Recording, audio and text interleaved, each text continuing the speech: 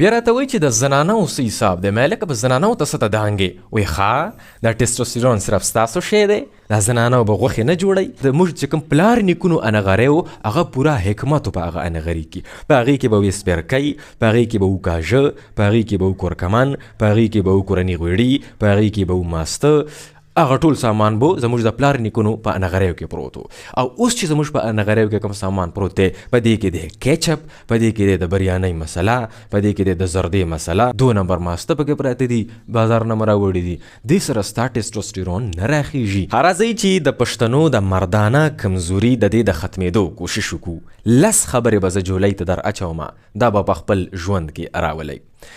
خلک چې ریسرچ ورک وکړي که نه، څه ریسرچ وکړي، کتاب ولیکي، پیپر ولیکي، موږ یې لیکو د ام فل پی ایچ ډي کې، دا به یو خاص دفتر ته واستئ، آنلاین دفتر وي، ساده الفاظو کې به یې ته ووایم، جرنل چې ورته ویلی شي.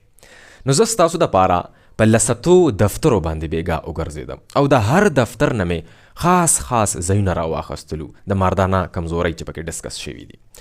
نو خواري مې در باندې کړې ده، تاسو به اورئ. د مردانه کمزورۍ ختمولو دپاره زه یو دفتر ته ننوتم چې هغې دفتر نوم دی د جرنل آف امریکن میډیکل اسوسییشن. په دغه دفتر کې ریسرچ شوی دی او د کسانو پکې دا ویلي دي چې کم سړی چې په هفته کې پهله خبره بوسټینګ یور ټیسټوسټیرون، د ټیسټوسټیرون یعنی د مردانه قوت تیزو دپاره ښه کوو دپاره څه خبرې دي؟ 10 خبرې دي. یو دی سلیپ، بیټر سلیپ.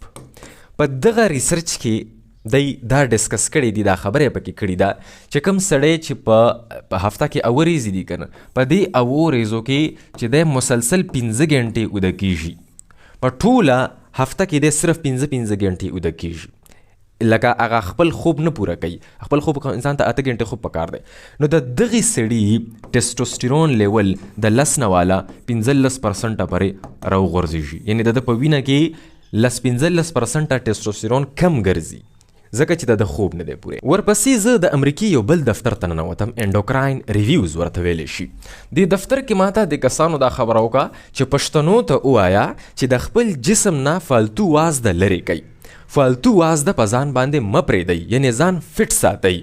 ما ورته وویل چې ولې پښتانه خو ښه خوراکونه کوي؟ وایي نه، چې کوم د مردانه قوت دپاره ټیسټوسټیرون دی، دغه هارمون دی، دا یو بل هارمون ته هم اوړي چې ورته ویلی شي ایسټرډایول یا ایسټروجین. ستا ته د مردانه قوت دپاره یعنې د سپرم جوړولو دپاره د دې سړي مقدار ډېر ښه پراپر مقدار پکار دی. دا چې کله دغې ته اوړي نو منځ کې دلته یو سړی ناست دی چې هغه یې اړوي او د هغه نوم دی ایرومیټیز. دا ایرومیټیز او ستا په جسم کې چې کوم وازده پرته ده، چې کوم ایډیپوز ټیشوز دي، په هغې کې ډېر زیات ایرومیټیز دي، نو ستا ډېر ټیسټوسټیرون ایسټروجین ته اوړي، نو هغې د وجې ستا په جسم کې د ټیسټوسټیرون کمی راځي. بیا مې د پښتنو د مردانه کمزورۍ والا دا فایل راواخیستلو او بل دفتر ته ننوتم چې ورته ویلی شي کلینیکل انډوکراینولوژي. دی راته ووایي چې الکه د پښتنو ته ووایه چې تاسو څه خورئ، یعنې په وازده کې څه خورئ، کوم قسم ته وازده خورئ. ما ورته پښتانه خو چرسدوالي رژیم خوري، هر څه خوري، لکه دوی هر قسم ته خوراک کوي، ښه خوراکي خلک دي. وایي ټیک ده، ښه خبره ده، خو ورسره دا خبره ورته خامخا کوه چې تاسو خورئ مونو ان سیچوریټډ فیټس. دا څه شی دي؟ په زیتونو تیلو کې چې دا کوم فیټس دي دې ته مونو انسیچوریټډ فیټس ویلی شي، یعنې تاسو د زیتونو تیلو استعمال کوئ. راته ووایي چې دی ته ووایه چې اومیګا 3 فیټي ایسیډز استعمال کې راولي. هلکه دا څه شی دي؟ دې سره به څه کوو؟ دا خو هم فیټس دي، خو دا کوم ځای کې پراته دي؟ دا پراته دي په هګۍ کې، په مایي کې، په پلیو ملیو کې، بادامو کې، اکوړو کې، پیستې کې، په دغه څیزونو کې دا پراته دي اومیګا 3 فیټي ایسیډز. او چې کوم پلانټ فیټس دي، پلانټ بیسډ فیټس، یعنې د بوټو نه چې کومه وازده راځي، دا قیمتي وازده ده، دغه تیل چې کوم دی لکه د شرشمو تیل یا چې کوم هغه تیل چې هغه د بوټو نه راځي، هغه غوړوالی چې هغه د بوټو نه راځي، په هغې کې اومیګا 3 فیټي ایسیډ سیوا دي. د مردانه کمزورۍ فایل مې راخستی دی او یو بل دفتر ته ننوتم چې ورته ویلی شي هارمون اینډ میټابولیک ریسرچ. دی راته وایي چې پښتنو ته ووایه چې تاسو د نور په رڼا کې کارونه کوئ او د نور رڼا ته ګرځئ، مسلسل په کټونو کې موبایلونو ته مسملئ، په کوټو کې ننوځئ، مسلسل په دفترو کې شپه ورځ مه کښېنئ، بهر راوځئ د نور رڼا ته. ما ته نن تپوس وکړو چې ولې؟ وایي د نور په رڼا کې دا ته جوړېږي څه شی؟ ویټامین ډي. ویټامین ډي ستا په جسم کې جوړ شي چې کله ستا په جسم باندې د نور رڼا لګي، او د ویټامین ډي تعلق دی د چا سره؟ د ټیسټوسټیرون سره. دا به تا ته جوړی ټیسټوسټیرون، ځکه چې د ویټامین ډي چې کوم ریسپټرز دي، چې کومې دروازې دي، دا لګېدلې دي په ډیک سیلز د پاسه. دا کم سیلونه دي؟ دا هغه سیلونه دي چې ستا لاندې په دې کارخانې کې پراته دي، او د دغې سیلونو نه راوځي ټیسټوسټیرون، او په دغې سیلونو د پاسه دروازې لګېدلې دي د چا؟ د ویټامین ډي. چې کله ویټامین ډي ښه برابر جوړېږي نو دا سیلونه ورسره اکټیو وي، بیدار وي، او ستا ټیسټوسټیرون د دې سیلونو نه بیا راوځي. او که چیرې تا څه مسله ده، کلینیکل مسله ده، څه بیماري ده، او ته د ویټامین ډي ګولۍ خورې، سپلیمنټس استعمالوي، نو د هغې په مدد سره هم ستا ټیسټوسټیرون ښه کېدلی شي. بیا یوې بلې کوټې ته ننوتم چې ورته ویلی شي نیوټریشنل جرنل. په دې کې چې کوم کسان ناست وو هغوی راته ووایي چې لکه پښتنو ته ووایه چې تاسو زینک استعمالوئ، یعنې زینک داسې خوراک کوئ چې په هغې کې زینک پروت وي. ما ورته وایي چې زینک څه شی دی؟ وایي دا دات دی که نه، څنګه چې زموږ په جسم کې وسپنه استعمالیږي د سرې وینې دپاره، د سرې وینې د جوړولو دپاره، FE فرس، دغسې زینک هم زموږ په جسم کې استعمالیږي د سپرم د جوړېدو دپاره، د ټیسټوسټیرون د جوړېدو دپاره. ما ورته ویې یاره پښتنو ته خو د دې څیز پته نشته ده. راته یې ووایي چې کولیسټرول د دې نه جوړېږي څه شی؟ ټیسټوسټیرون، او منځ کې ورننوځي څه شی؟ زینک. که جسم کې د زینک کمی وي یا د په خوراک کې زینک نشته دی، نو کیدای شي چې ټیسټوسټیرون در کې کم جوړېږي. او راته یې وایي چې د زینک دپاره د دی استعمالوي ماهي فش، دی د استعمالوي د کدو زړي پمپکن سیډز، دی د استعمالوي نور تخم، یعنې کم کونځلې، خشخاش، دی د استعمالوي پلی، دی د استعمالوي اکوړ، پیستا، دغه خوراک دی په جسم کې راولي.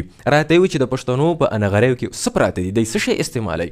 ما ورته وایي چې زموږ پښتانه د موږ چې کوم پلار نیکونو انغری و، هغه پوره حکمت و په هغه انغري کې. په هغې کې به وي سپرکۍ، په هغې کې به و کاژه، په هغې کې به و کورکمن، په هغې کې به و کورني غوړي، په هغې کې به و ماسته، هغه ټول سامان به زموږ د پلار نیکونو په انغریو کې پروت و.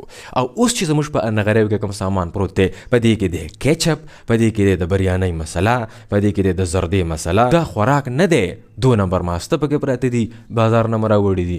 دې سره ستا ټیسټوسټیرون نه راخیږي. د دې څیزونو استعمال به کوي چې کوم نیچرل سامان دی، په دغه دا نیچرل شی دی او دا نیچرل څیزونه غواړي. او راته وایي چې دا پښتانه خو سټرس نه اخلي، انزایټي، ډپریشن، دغه مسلې خو ورته نشته ده. مې ولې نشته ده؟ وایي دلته کې 50 روپۍ پیټرول ګران شوي دي په نیمه شپه کې، سټرس به څنګه نه اخلو، پریشاني به څنګه نه وي، روزګار نشته دی. وایي ښه، ټیسټوسټیرون اثر دلته هم دی. که تا باندې دې ځای کې پریشاني وي، نو لاندې به په کارخانې کې تېروي، ټیسټوسټیرون به در کې صحیح نه راوځي. نو دغه بلاک لرې که، دغه انزایټي، دا ډپریشن وشلوه په واک باندې، په خوخو ملګرو باندې، په خوخو خوراکونو باندې، په دې باندې دا سټرس وشلوه، محنت وکړه په ځان باندې، نو هغې نه پس به دې ټیسټوسټیرون هم ښه شي. بیا راته وایي چې د زنانو څه حساب دی؟ مې لکه په زنانو ته څه ته دانګې؟ وایي ښه، دا ټیسټوسټیرون صرف ستاسو شی دی، دا زنانو به غوښې نه جوړوي، دی به هډوکي نه جوړوي، دی به جنسي خواهش نه لري. مې دا خو لري. وایي د زنانو کې که د ټیسټوسټیرون کمی راځي یا اونچ نیچ راځي، نو کیدای شي چې دا د درو کیمیکلز نه راځي چې هغې ته ویلی شي انډوکراین disruptors. په دې باندې مې پوی کړي یې. انډوکراین disruptors څه ته ویلی شي؟ هغه کیمیکلز چې هغه ستا جسم ته ننوځي. په میکاپونو کې دا شی پروت دی، په سرخیو پوډرو کې دا څیزونه پراته دي. شاته کلاس وګورئ، کلاسونه. په دې کې څه شی دي؟ په دې کې دي تلیټس، په دې کې دی بسفینول، دا څیزونه پکې پراته دي. او دا څیزونه ستا لاندې ټول انډوکراین هارمونز خرابوي، که هغه ټیسټوسټیرون دی، که هغه پروجسټیرون دی، که هغه ایسټروجین دی. نو د زنانو د منسز، د بچیو د نه کېدو، د مخ د ویښتو، د سر د گنجي کېدو او دغه مسلې د ټیسټوسټیرون وغیره دا ټولې مسلې دی ته د دې انډوکراین ډسرپټرز د وجې راتللی شي. بیا مې ورته وویل چې دا ټول څیزونه به موږ وکړو خو دی ته خو څه اکسرسایز هم یاد که که نه. نو راته وایي چې پښتانه دې کوي دا اکسرسایز، دې ته ویلی شي سکواټس اکسرسایز. سکواټس څومره به کوې 20 نه والا 30 منٹ پرې دا ایکسرسایز ډیلی کوا. پهله د دې نه لږ غوندې برسک واک کوا، منډه وهه 40-45 منٹ پرې برسک واک کوا او هغې نه پس بیا دا سکواټس ایکسرسایز کوا. داسې نه ناست او نه ولاړ، په دې طریقه زه اوس نشم کې ناستلی، خو دې تصویر ته وګورئ، دې ته ویلی شي سکواټس ایکسرسایز. ټیسټوسټیرون لیول به مو د دې ایکسرسایز سره شاید چې ښه شي. انشاءالله دا ټول سټپس دا 10 خبرې به تاسو په خپل ژوند کې راولئ. د شهباز شریف پیټرول به مخکې وي او تاسو ټیسټوسټیرون به ورپسې وي. چې په کوم رفتار باندې زموږ پیټرول به بره روان دي، په دغه رفتار باندې به ستاسو ټیسټوسټیرون په بره روان وي. خفه کومه به منه انشاءالله. را سره به وایي ګورئ بسون ابراهیم یوټیوب چینل. مهرباني.